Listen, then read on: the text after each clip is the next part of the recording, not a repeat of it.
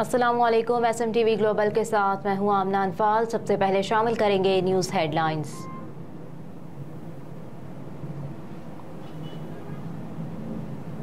स्कूलों में कुरान मजीद समेत दीगर इस्लामी किताबें पढ़ाने से मुतालिक रिपोर्ट तलब। तालीमी इदारों में नाजरा कुरान तर्जुमा लाजमी करार देने के हवाले से इस्लामाबाद हाई कोर्ट में दरख्वास्त पर समाअत हुई।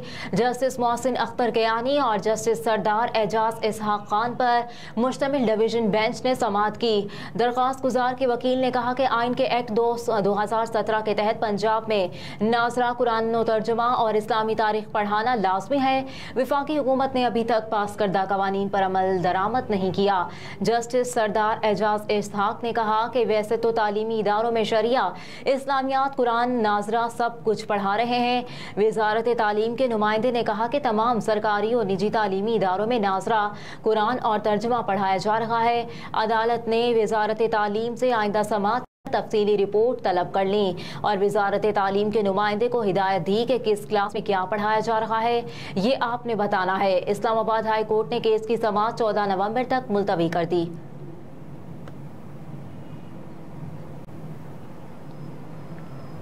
चौधरी परवेज इलाही की अहलिया बेटे बहू की जमानत कबल अज गिरफ्तारी मंजूर। इस्लामाबाद हाई कोर्ट में साबिक वज़ीर आला पंजाब चौधरी परवेज इलाही की खाना की जमानत कबल अज गिरफ्तारी पर समाअत हुई। चीफ जस्टिस आमिर फारूक ने समाअत इन चैम्बर की। दरख्वास्त गुजारों की जानिब से वकील सरदार अब्दुल रज़ाक पेश हुए।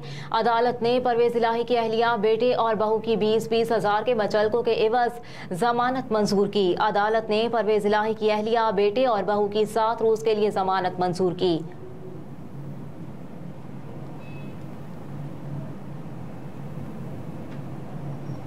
सिंतास मुआहिदा पाकिस्तान और भारत रवा माह गैर जानिबदार माहिर के सामने पेश होंगे।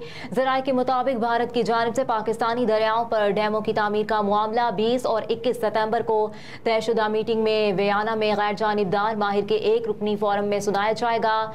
गैर जानिबदार माहिर के सामने होने वाली ये दूसरी मीटिंग है, जबकि पहली मीटिंग इसी साल फरवरी में हुई थी। ज़राए के मुताबिक दोनों फरीकेन मुतनाज़ मंसूबों पर अपना मौक़िफ़ पेश करेंगे। पाकिस्तान ने 330 मेगावाट के कशन गंगा और 550 मेगावाट रेतलेपन बिजली मंसूबों पर एतराज़ात उठा रखे हैं। भारत दोनों प्रोजेक्ट्स जहलम और चनाब दरियाओं पर तामीर कर रहा है। पाकिस्तान की नुमाइंदगी विफाकी वजीर बराए कानून और आबी वसाइल और अटॉर्नी जनरल करेंगे। विफाकी सेक्रेटरी बराए आबी वसाइल और इंडस वाटर कमिश्नर भी पाकिस्तान की नुमाइंदगी करेंगे। इसके अलावा दफ्तर खारजा के हुक्काम, बैनुल अक़वामी वकला और इंजीनियर्स की टीम भी पाकिस्तानी वफ़द में शामिल होगी।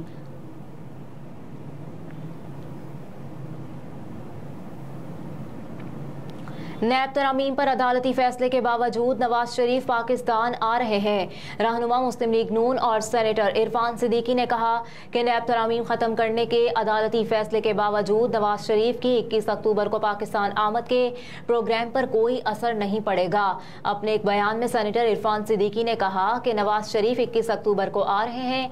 इंतखाबात में मुस्लिम लीग नून का बयानिया इसकी कारकर्दगी होगी। पीपल्स पार्टी 2013 नहीं 1985 में ही पंजाब से फारिग हो गई थी।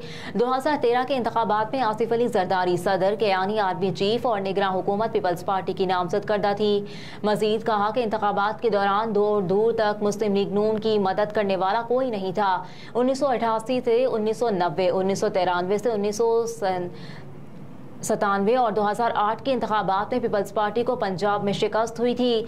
इरफान सिद्दीकी ने कहा कि समझ नहीं आता बिलावल भुट्टो ने कैसे कह दिया।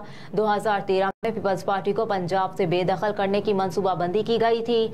रहनुमा मुस्लिम लीग नून ने मजीद कहा कि मौजूदा निगरान हुकूमत पर तनकीद से मुमकिन है पीपल्स पार्टी क़यादत मुमकिन शिकस्त की पेशबंदी कर रही हो। इंतखाबात के दौरान सियासी जमातों के दरमियान गर्मा गर्मी होती रहती है।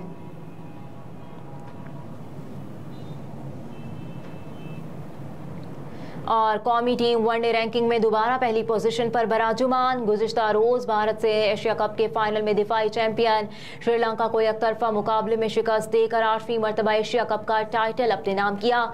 दूसरी जानिब जनूबी अफ्रीका ने 5 मैचेस की सीरीज के आखिरी वनडे में ऑस्ट्रेलिया को शिकस्त देकर सीरीज 3-2 से अपने नाम की। जनूबी अफ्रीका के हाथों ऑस्ट्रेलिया की जानिब से शिकस्त के बाद पाकिस्तान फिर ICC वनडे रैंकिंग में पहली पोजीशन पर आ गया। भारत एशिया कप का फातेह बनकर भी वनडे रैंकिंग में दूसरी पोजीशन पर है, जबकि पाकिस्तान एशिया कप ना जीत सका लेकिन रैंकिंग में टॉप पोजीशन पर आ गया। हेडलाइंस आपने जानी। न्यूज़ स्टूडियो से फिलवक्त इतना ही। आप देखते रहिए SM TV ग्लोबल।